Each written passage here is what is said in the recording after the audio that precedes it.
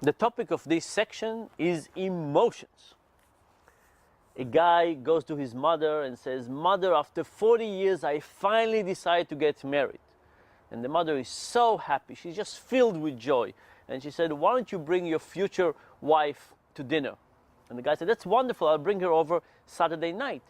But he says, "Over the last 2 years, Mother, I dated 2 other women, and I'm still friends with all of them. And why don't I bring all 3 women to dinner? And why don't you meet all 3 women? And then let's see if you can guess, which is the one I'm going to marry."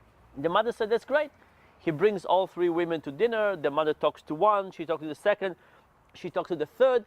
After about an hour, she points to one of them and she said, "I know which one. It's this one. This is the one you're going to marry." And the guy is amazed. He looks at his mother and said, "Mother, how well you know me. How well you understand me. I loved all of these 3 women. I'm friends with all of them. I appreciate all of them. But indeed, this is the one I'm going to spend the rest of my life with. What gave it away? What gave it away?" And the mother looks at him and she says, "It's the only one I hate." What is it about emotions? It turns out there are 2 sides to our decision making. There's the rational side and there's the emotional side. And what's interesting is that not only do we have these 2 sides, they don't simply add up. Sometimes when emotions are evoked, they take over and they basically eliminate our rational side. And in this section, we will think about how emotions actually work, when they overpower us, under what conditions, and how do they get us to make either bad decisions and sometimes even good decisions.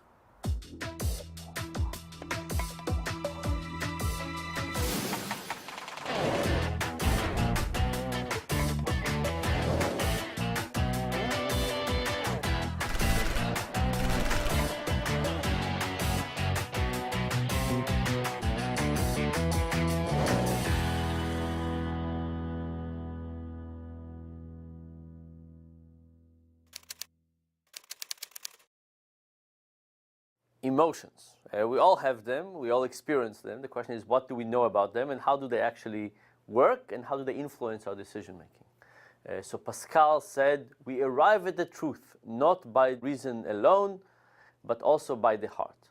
And this is the idea that we have these 2 separate inputs into decision making. We have an input from our cognitive system and we have an input from the limbic system.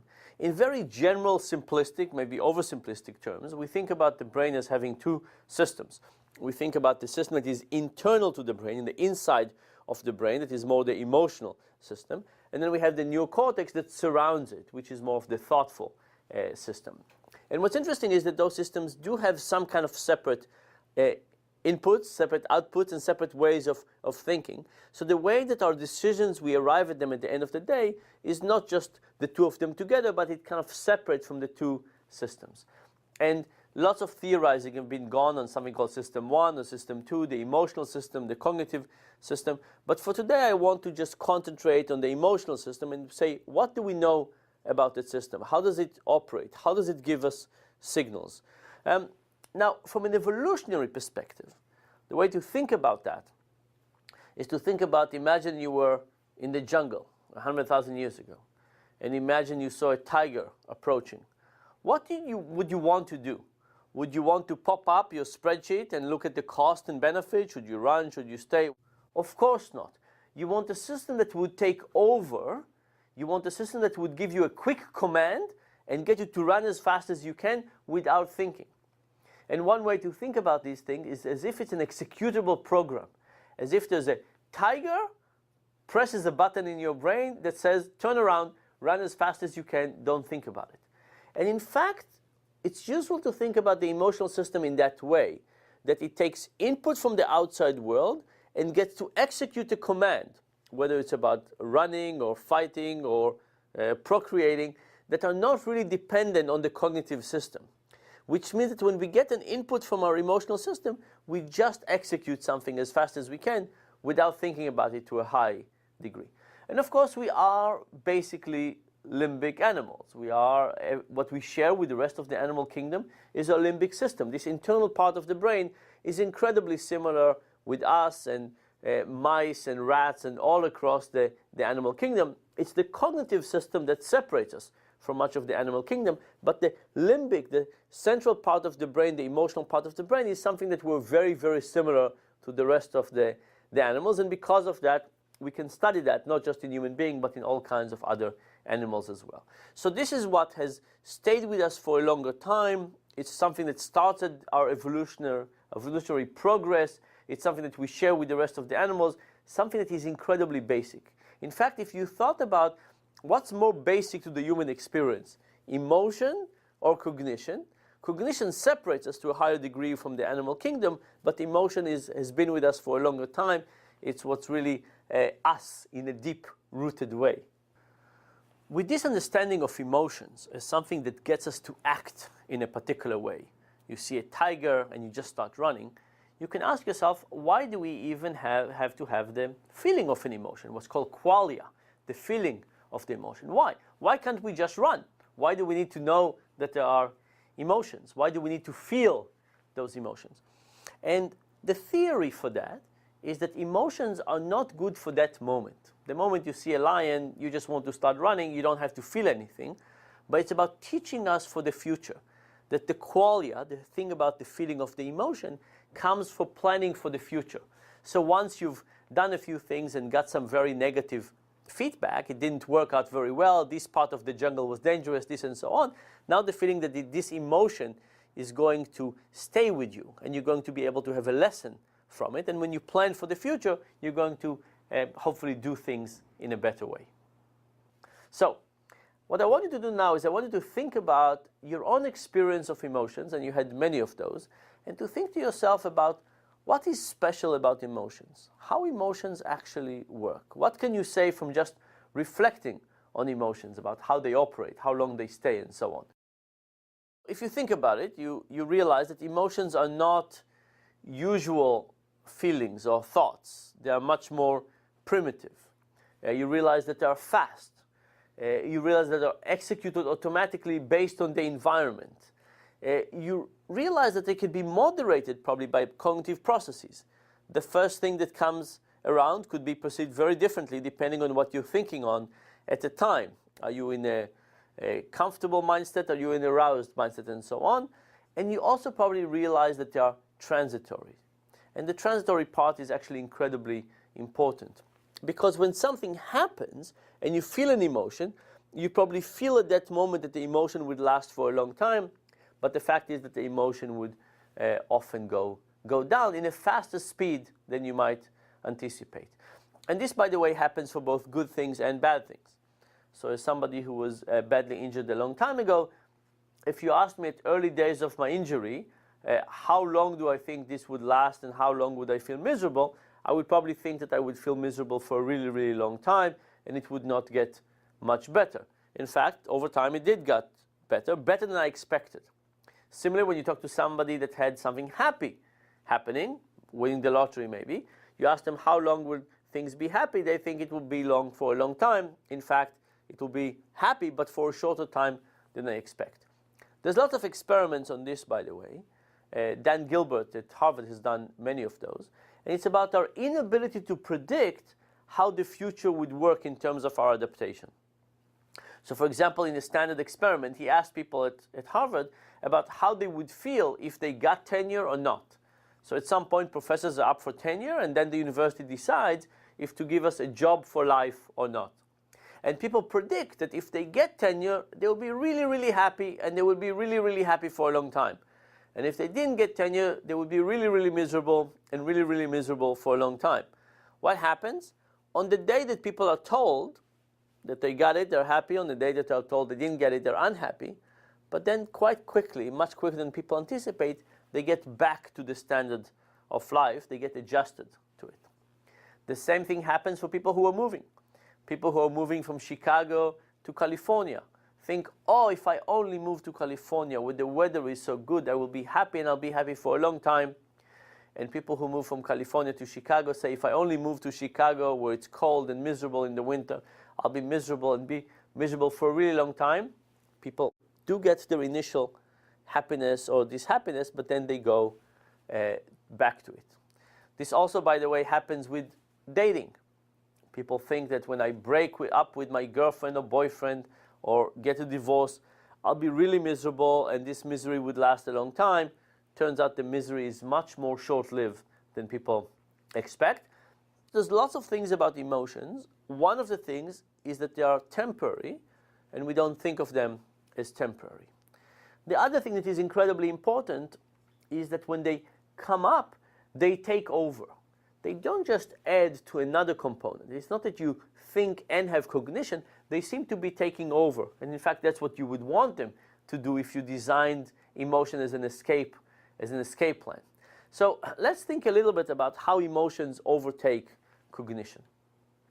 And we decided to test this, and there's many, many ways that you can think about testing it. You can think about testing it when people are hungry or afraid or thirsty, or people are curious, where something around the world, either our internal physiology or something external, is influencing our emotions, and our emotional system starts working, and we can say how much they take over.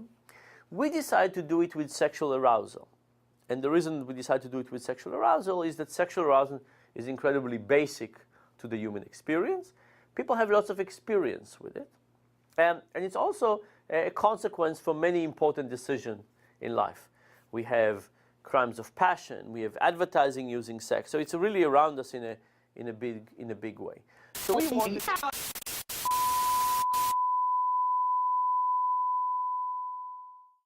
Viewer discretion is advised.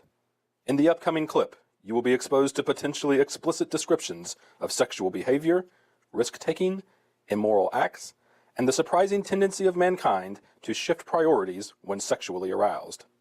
If you are sensitive to a conversation and imagery of a sexual nature, you may not want to watch this clip. So we wanted to understand how is the emotional state of being aroused influencing people's decision making. So to do that, we looked at three behaviors.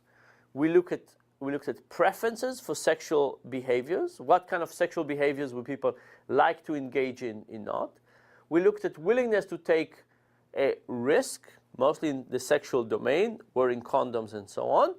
And we finally looked at the willingness of men to engage in morally dubious behaviors. To what extent were they willing to lie and exaggerate in order to get women to go into bed with them? And the procedure basically was very simple. We had what we call the cold state, a non-emotional state. This was the control group. In that control group, people sat in front of a laptop and answered questions. And the questions were about how likely are you to be interested in engaging in all kinds of sexual activities, ranging from kissing to having sex with somebody you hated to things that are kind of on the outskirts of quirkiness, things that are not part of what we think of as standard sex, like contacts with animals and urination and other things. So we had a whole range of sexual practices, and we asked people, when you're sexually aroused, how likely are you to be interested in engaging in all of those things? And people answered those questions. Then the second question was about risk-taking. We asked questions about condom use. If you went into a room with a girl at night and you were both halfly undressed and all of a sudden you realize you don't have a condom, would you stop things and go to a pharmacy to get a condom, or would you continue having sex without a condom? We asked lots of questions like that. And finally, we asked questions about immoral activities. And we asked, to what extent would you go as a man, to what extent would you go to try and get women to have sex with you? Would you buy them a drink? Would you try and get them drunk? Would you give them drugs? Would you tell them you love them even if they don't? If you don't, would you try and coerce them physically and so on? So we had a whole range of these activities. So as I told you, we had the cold condition. We had the condition which people just sat there and answered the questions. And based on those answers, you would say people would not interested in any of our quirky sexual behaviors. They were always going to wear condom, and they were not going to be deceitful and egregiously unethical to women when they were trying to get them to have sex with them. So people looked quite fantastic in that regard. But then we took the same men, and sometimes different men, and we gave them the same computer interface, but before they started answering, some pictures of nudity came about. We asked a group of undergraduate students to pick the kind of pornography that other students would like, and these pictures started appearing. And in addition to that, we asked them to self-stimulate. We gave them instructions of sit in your room alone, get a towel. As the pictures start appearing, start stimulating yourself with one hand, and put the computer such that you can operate it with only one hand. And then as they were going through this self-stimulation process, we asked them to indicate how aroused they were. And once the arousal reached a level of about 75–80% of the total arousal possible, between not aroused at all to coming, once it arrived at that level, we asked them to try to maintain that level of arousal, and the questions started popping up. So now the questions popped out, and they were asked, how would you behave when you're aroused? But now they were also aroused. So think about it. Both groups were asked to predict how they would behave. What sexual activities would they enjoy, condom use, and misbehavior to women, how they would behave when aroused. But the first group were not aroused, the second group aroused. And again, we have to remember that undergrads experience arousal quite quickly, quite often. So this is not something that they do not have experience with. It's something they have experience with, but nevertheless, there were dramatic differences. In terms of the preferences, the people who were aroused found everything more exciting. Legal and illegal.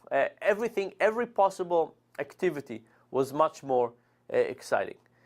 In terms of safe behavior, people who were aroused were not as interested in getting condoms and acting safe in a sexual way.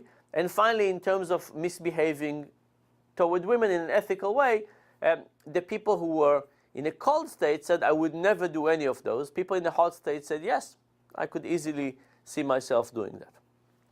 So what we have here is that despite this being a common experience, when we have to predict how would we behave when we're aroused, we don't predict it quite well. And we're aroused, all of a sudden we change. We change as human beings. All of a sudden what we want and what we don't want is not the same. We look differently at the future. We look differently at risk. We look differently at morality. In essence, our desire takes over. Our thinking goes away. But not only does that happen, but we also mispredict the extent this would happen.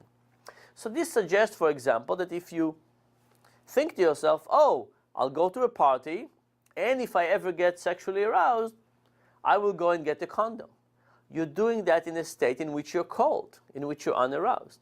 What are the odds that when you actually get to that state, this will be the state of your mind and your set of preferences? Very unlikely. So in fact, we have to understand how we become different people when we get aroused, and how we need to account for that, how we need to make sure that our behaviors are consistent with that. So you can either think about maybe you don't want to get to a state of arousal, or maybe you have to recognize the fact that by the time you get to a state of arousal, you would be a different person. Maybe you want to have a condom with you. By the way, there's a very troubling result in the US, where you have a lot of young people who are signing all kinds of pledges to not have sexual relationships. And what you find is that the rate of sexually transmitted disease among this group is actually very high, sometimes higher than the people who don't take this pledge. And why? Because the people who are taking the pledge are also not taking a condom. And they say, oh yes, yes, I can always resist the urges and I would always behave well.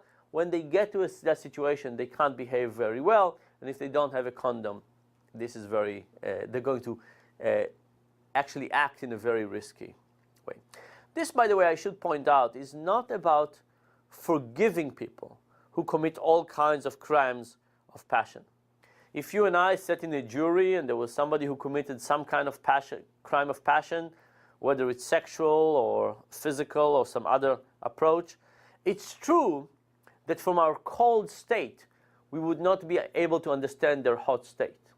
And it's true that if somehow the court procedure would get us to experience the hot state, all of a sudden we would understand better what was causing that person to act to a much higher degree. But understanding that to an even higher degree and understanding how emotion changes people doesn't necessarily mean we should just accept it all the time. People are still responsible for their actions.